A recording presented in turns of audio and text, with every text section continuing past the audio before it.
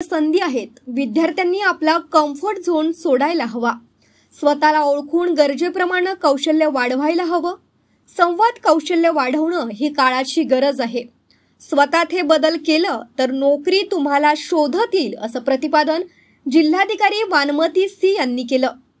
आमदार अभिजित वंजारी यांच्या पुढाकारातून गोविंदराव फाउंडेशनच्या वतीनं चरखागृह येथे आयोजित पदवीधर रोजगार मेळाव्यात त्या बोलत होत्या।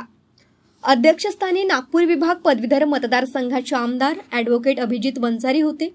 मंचावर गोविंदराव वंजारी फाउंडेशनचे सचिव डॉक्टर हेमंत सोनारे, वर्धा जिल्हा काँग्रेस अध्यक्ष छोटूभाऊ चांदूरकर, रघुराम गायकवाड उपस्थित होते। प्रमुख पाहुण्यांच्या हस्ते दीपप्रज्वलन करून पदवीधर रोजगार मेळाव्याचं उद्घाटन करण्यात आलं। अध्यक्षस्थानावरून बोलताना आमदार ॲडव्होकेट अभिजित वंजारी म्हणाले, कौशल्य असलेल्या मनुष्यबळाची अनेक क्षेत्रात आवश्यकता आहे, मात्र कंपन्या योग्य व्यक्तींपर्यंत अथवा संबंधित व्यक्ती कंपन्यांपर्यंत पोहोचू शकत नाही।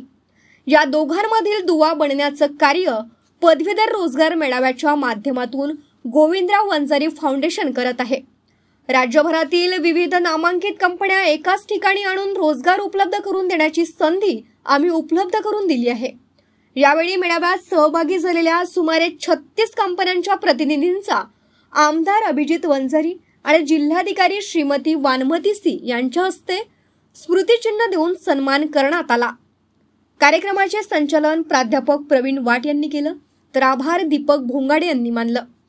मेळाव्यात हजारो पदवीधर युवक युवती सहभागी झालेले होते।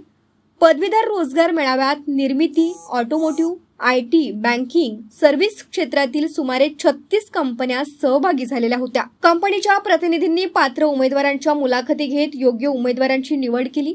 पात्र युवक युवतींना आमदार ॲडव्होकेट अभिजित वंजारी, पोलीस अधीक्षक अनुराग जैन यांच्या हस्ते ऑफर लेटर देण्यात आले।